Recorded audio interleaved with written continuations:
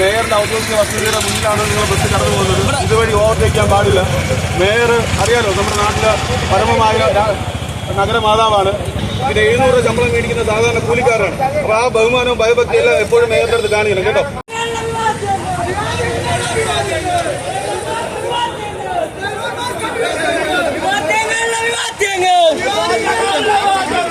കോൺഗ്രസിന്റെ വിവാദ്യങ്ങൾ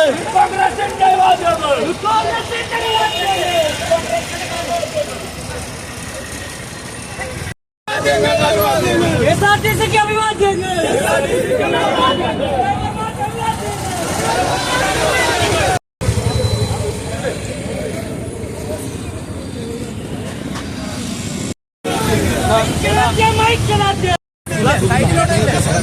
ഗ്യാസ് പൊട്ടിച്ചാൽ പറയും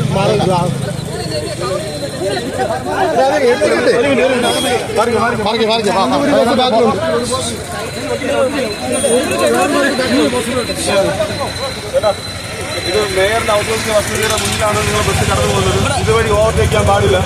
മേയർ അറിയാലോ, നമ്മുടെ നാട്ടിലെ പരമമായ നഗരമാതാവാണ്. മേയറിന്റെ ഭർത്താവ് MLA ആണ്. അവരുടെ അമ്മ അങ്കമാലിയിലെ പ്രധാനമന്ത്രിയാണ്. അതുകൊണ്ട് നിങ്ങൾ ദയവ് ചെയ്ത് വണ്ടികൾ ഓവർടേക്ക് ചെയ്ത് വളരെ സ്ലോവായി പിന്നെ മേയറിന്റെ കുടുംബത്തിനുമുള്ള വണ്ടികൾക്ക് ബുദ്ധിമുട്ടുണ്ടാകാത്ത രീതിയിൽ സഞ്ചരിക്കണമെന്ന് വിനീതമായി അഭ്യർത്ഥിക്കുന്നു.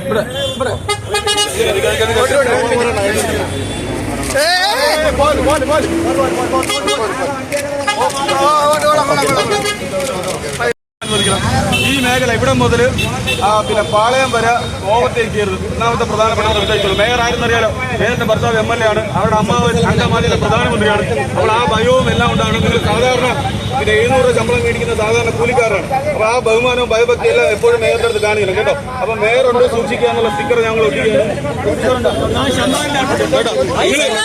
ശമ്പളം ചോദിക്കാറില്ല കേട്ടോ. ശമ്പളം